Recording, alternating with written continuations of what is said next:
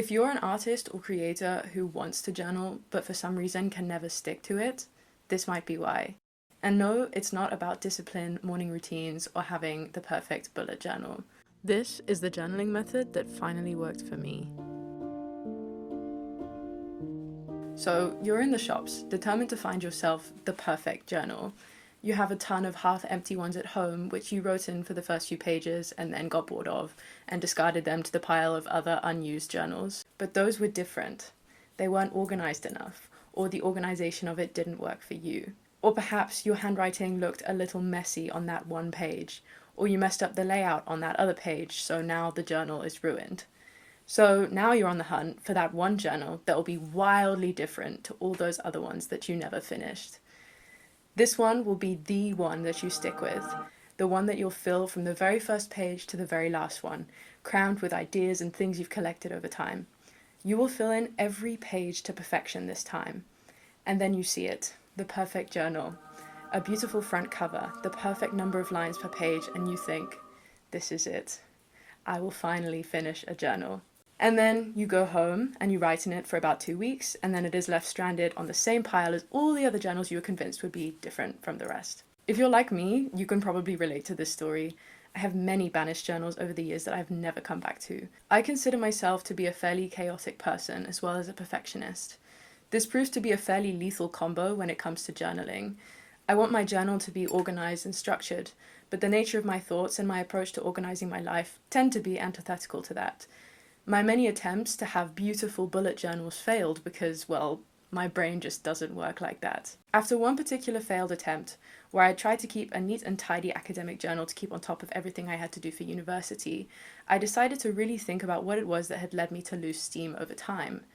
And 3 main questions came to mind. Why have so many journal attempts failed me? What exactly do I want from a journal? And how can I best implement exactly what it is that I want to get from journaling? These 3 questions, I believe, are the key to being successful at journaling.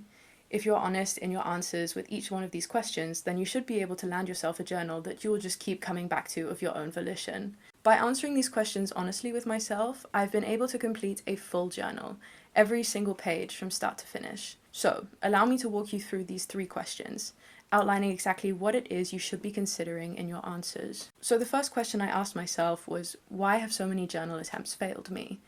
And when answering this question, I think it's really important to consider 2 main factors. Ask yourself what exactly stopped you from turning to your journal when you felt you needed it, and what you felt was missing from your previous attempts.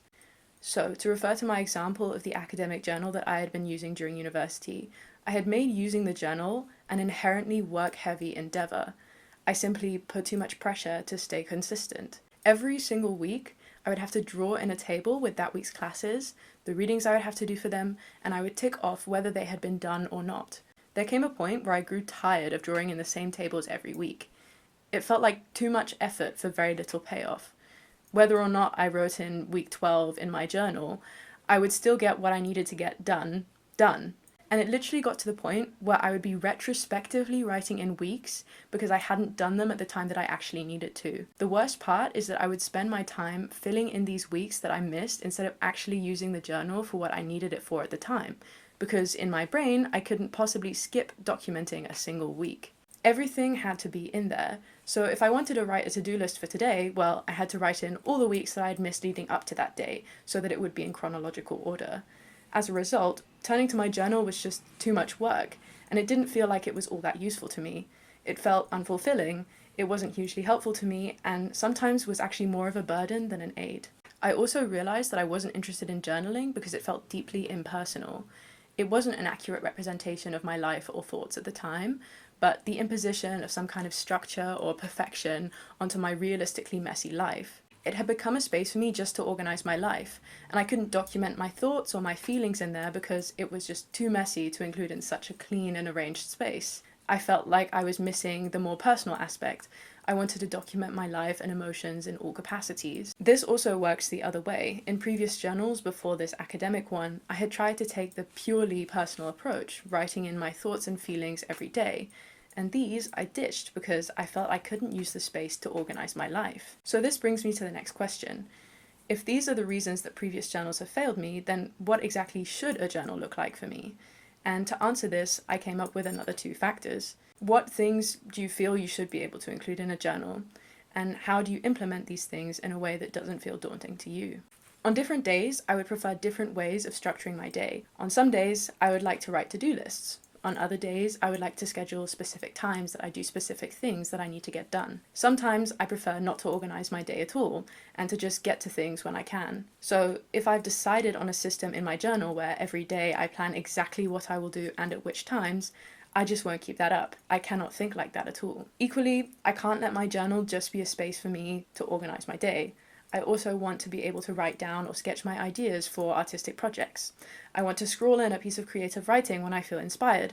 I want to write down how things are going in my life. I need a journal to offer me all of these things. So, thinking about how best I should implement this, I realized that I was already setting myself up for failure by expecting my journal to fulfill just one of these needs. And at the same time, my obsession with making my journals conform to one need in a very organized and tidy way just absolutely killed my desire to keep coming back. So I needed a journal that I could use for all of these needs combined, and much to the dissatisfaction of my perfectionist self, I had to embrace the fact that the journal would be messy. I had to embrace the chaos that is my creative self. Now, this begins to answer the final question that I established at the beginning of this video, which is how best can I implement what I want from a journal? And some things you should consider when asking yourself this question are, what am I content with including in one journal? What sort of journal suits me best for the content I intend to include in the journal? And I mean this literally on a physical level, like what size? Do you want it lined, bulleted, or blank paper? And then lastly, what expectations should I set for myself going into this? Now, there might be some people who have different journals for different purposes.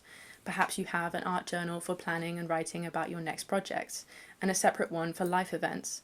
Others might keep an agenda next to a journal that they write their feelings in. For me, this just doesn't work. It's too many things to think about, and I also think it adds a bit more pressure to the journaling experience, because you first have to classify which of your journals is the best for what you want to put on the page at that moment. And so for me, I wanted one journal to rule them all, nothing more and nothing less. This meant that I had an easy answer when considering what sort of journal suits me best. I want a journal that I can put everything into, including rough sketches, writing, tables, to-do lists. You get the picture. With blank sheets of paper, I can do literally anything. The page can be as organized or as disorganized as I would like it to be. I recognize that this might not be the solution for all artists or creators, so I suggest you give this some thought before diving into a journal. Funnily enough, I actually think that having blank pages made a very big difference to me compared to former journals, which were mostly all lined or bulleted. I didn't feel constrained to keeping things neat anymore, and I could literally just do whatever I wanted on a page. I think the final thing that really allowed me to succeed in completing a journal was setting myself the expectation of having no expectations. And by this, I don't mean literally have no expectations for the journal. I mean have the right ones. I didn't tell myself you have to write in this every day, or every page has to be really neat and tidy. I told myself that I wanted the journal to be judgment-free, a notebook that I come to for whatever need I have at the present moment. This means my journals are a mishmash of to-do lists, crochet patterns, excerpts and ideas for my novels, sketches, and much, much more. And this is what I've actually come to love about my journal. It became the most accurate depiction of my life that I have ever achieved. It not only captures the things that I'm doing or the ideas that I'm thinking, but it captures them in ways that I feel most inspired by at the specific time. And this lack of judgment, the acceptance of my journal as something messy, disorganized, and chaotic, meant that I didn't have to force myself to keep coming back to it. I simply did because I wanted to and needed to. So to recap on the things that we've covered in this video, I would say that the most important key to success is to ask yourself the 3 questions that I outlined at the beginning of this video, and to be fully honest in your answers. Without being honest, you won't have a journal that you stick to. My second bit of advice that I would like to really emphasize is to cast off perfectionism. It only works to your detriment. A journal was never meant to be a beautiful thing like Instagram or Pinterest would have you think. It is supposed to be an aid and not an aesthetic picture. Don't be afraid of the fact that your journal is messy. And my last bit of advice would be to make sure that you don't set yourself too many expectations, just enough that you don't feel daunted at the prospect of turning to your journal. Be realistic about what you want to document and how, and don't fuss too much about consistency, content, or aesthetics. Just embrace the act of journaling. I hope you found this video helpful, and if you did, I would appreciate it if you could like and subscribe to support me. I make videos about being an artist and other art related content. Thank you so much for watching, and I'll see you in my next video.